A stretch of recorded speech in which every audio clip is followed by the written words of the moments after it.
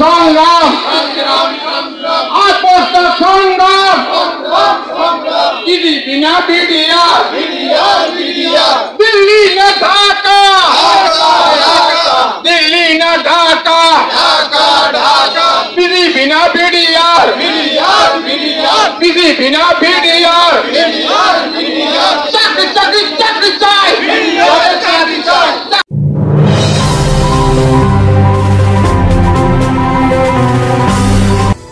আজকের চোখ ইউটিউব চ্যানেলের পক্ষ থেকে আমি এস.এম. রবিউল ইসলাম। এই মুহূর্তে আছি লালমনিরহাট মিশন মোড় চত্বরে। প্রিয় দর্শক, আপনারা জানেন যে গত 25 ও 26 ফেব্রুয়ারি 2009 সালে পরিকল্পিতভাবে পিলখানা হত্যাকাণ্ডের 57 জন সেনা কর্মকর্তা সহ মোট 74 জনের হত্যাকাণ্ডের বিচারের দাবিতে সুষ্ঠু তদন্ত ও নিরপরাধ জেলবন্দি বিডিআর সদস্যদের মুক্তি এবং চাকুরিচ্যুত সকল বিডিআর সদস্যকে চাকুরিতে পূর্ণবহালের দাবিতে এক মানববন্ধনের আয়োজন করেন।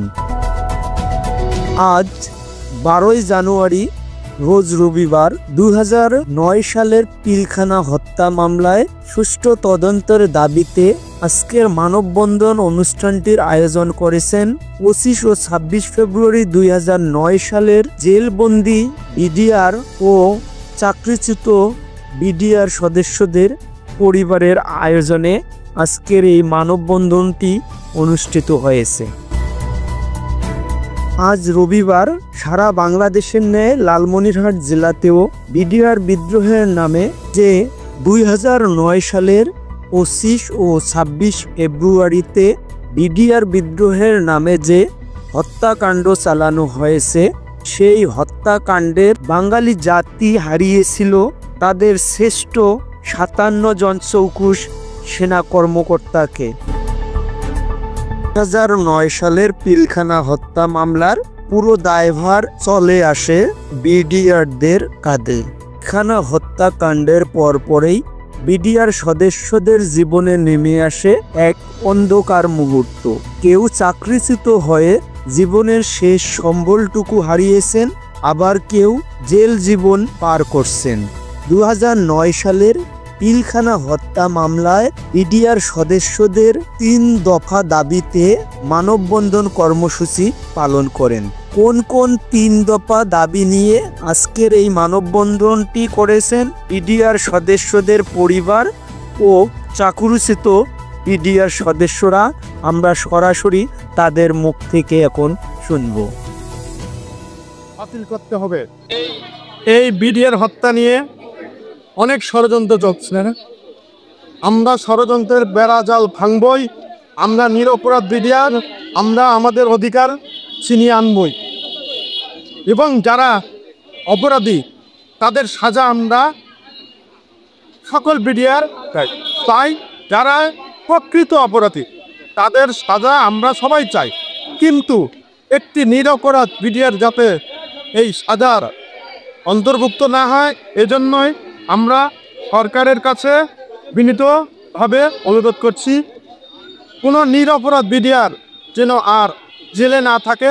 সবাইকে মুক্তি দিই, যারা অপরাধী তাদেরকে দৃষ্টান্তমূলক শাস্তির ব্যবস্থা করুন। আমার বাবা একদম দ্রুত কুস্তি খেলোয়াড় হওয়া সত্ত্বেও তাকে নিরপরাধভাবে গত 16 বছর যাবৎ নির্দোষ প্রমাণ হওয়ার সত্ত্বেও তাকে জেলে এখনও বন্দী রাখা হয়েছে। এবং 5ই আগস্টে আমাদের নতুন বাংলাদেশের পর আমাদের 5টি আদালত হয়েছে এবং 5টি আদালতের জামিন শুনানি হওয়ার কথা ছিল, কিন্তু সেই আমাদের জামিন যে আমাদের মৌলিক অধিকার, যেটা আমরা গত 16 বছরেও পাইনি এবং এখনও আমরা পাচ্ছি না। কেন পাচ্ছেন না, কি মনে হচ্ছে?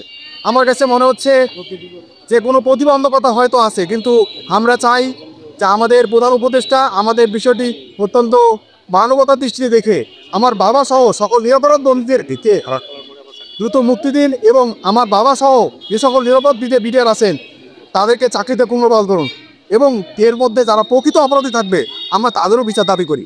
এবং 2-এর ধারা নামে আমাদের নতুন একটি কমিশন গঠন করা হয়েছে এবং সেখানে 2-এর ধারায় বলা আছে যে ইতিপূর্বে তদন্তের মাধ্যমে যারা দোষী এবং যারা বিভিন্ন মেয়াদে সাজা ভোগ করছে তাদেরকে অক্ষুণ্ণ রেখে নতুন করে আগামী অন্তর্ভুক্ত করার জন্য আমাদের নতুন তদন্ত কমিশন এটার আমরা বাতিল চাই। আমরা চাই স্বাধীন এবং নিরপেক্ষ তদন্তের মাধ্যমে যারা দোষী হবে তাদেরকে শাস্তি ব্যবস্থা করা হোক, এবং যারা নির্দোষ আমার বাবা সহ এবং আমার যারা আঙ্কেলরা আছেন তাদেরকে চাকরিতে পুনর্বহাল করা হোক, এবং আমার বাবা সহ যারা 17 বছর যাব নিরপরাধ হয়েও এখন জেলে বন্দী হয়ে আছে তাদেরকে আদালত কর্তৃক মৃত্যু হওয়া সত্ত্বেও আর বাবাকে এখনো মুক্তি দেওয়া হয়নি। আর বাবা দুটো মুক্তি খেলোয়াড় ছিলেন। আমি চাই আগামী 19 জানুয়ারি আমাদের কোর্ট আছে, আমাদের প্রধান উপদেষ্টার নিকট আমার করজোড়ে মিনতি থাকবে, আমার বাবা সহ সকল নিরাপরাধ ভোটবন্দী বিডিআরদেরকে দ্রুত মুক্তি দিন, এবং আমার বাবা সহ যে সকল নিরাপদ বিডিআর আছে তাদেরকে চাকরিতে পুনর্বহাল করুন। 18,519 জন আমাদের টোটাল চাকরিচ্যুত বিডিআর। গল্পটা সংক্ষেপে বলেন তো। আমি 25 এবং 26শে ফেব্রুয়ারি মিরপুর শহীদ সোহরাওয়ার্দী ইনডোর স্টেডিয়ামে জুডো খেলার প্র্যাকটিসে ছিলাম, এবং ওখান থেকে 3 তারিখে জয়েন করার পর আমাদেরকে জেল হাজতে নিয়ে যায়। জেল হাজতে নিয়ে যাওয়ার পর আমাদেরকে 17 মাস 6 দিন তদন্ত সাপেক্ষে আবার নির্দোষ খালাস করে আবার চাকরিতে পুনর্বহাল করে। চাকরিতে পুনর্বহাল করার পর 12 সালে আমাকে বাধ্যতামূলক অবসর দেয়। কেন হলো? কোনো সুযোগ সুবিধা আমাদেরকে দেয় না। এটা ছিল সেই সময় ফ্যাসিস্ট সরকারের একটা আদেশ আর কি, যে যারা বিএনপি এলাকায় বাড়ি বিএনপি বিষয়ে ভর্তি তাদেরকে ছাঁটাই করার জন্য আর সেভাবে ছাঁটাই করছে আমাদেরকে। তো আমার কাছে, আমি তখন ঘটনা সবাই বাইরে ছিলাম, আমার কাছে কিছু ডকুমেন্টস আছে। টুডু ফেডারেশনের প্যাডের মধ্যে আমার ডকুমেন্টসটা ছিল, কর্নেল অলি স্যার সিগনেচার ছিল। এত প্রমাণ সাপেক্ষ থাকার পরেও আমাকে চাকরির থেকে বাদ দেওয়া হয়। তো বর্তমান সরকার এখন কি চাওয়া আপনাদের আছে? এখন চাওয়া একটাই, সেটা হচ্ছে আমাদের সরকারের কাছে, বর্তমান সরকারের কাছে, যে আমরা যারা নিরপরাধ বিডিআর আছি তাদেরকে চাকরিতে পুনর্বহাল, সকল সুযোগ সুবিধা সহ চাকরিতে পুনর্বহাল করার দাবি। আজকের চোখ ইউটিউব চ্যানেলের পক্ষ থেকে সকলকে ধন্যবাদ জানিয়ে বিদায় নিচ্ছি। আমি HM রবিউল ইসলাম। আজকের চোখ ইউটিউব চ্যানেলটি সাবস্ক্রাইব করে লালমনিরহাট ও দেশের বিভিন্ন অঞ্চলের খবর পেতে আমাদের সঙ্গে থাকুন।